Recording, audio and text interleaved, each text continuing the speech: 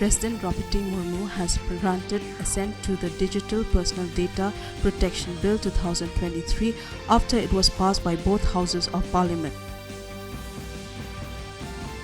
Prime Minister Narendra Modi today said that India has a strict policy of zero tolerance against corruption and called upon the people to fight it collectively.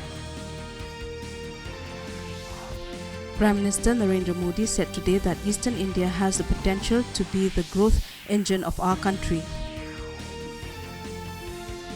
Australia on Saturday announced that its Prime Minister Anthony Albanese will attend the G20 summit in Delhi on September 9th and 10th.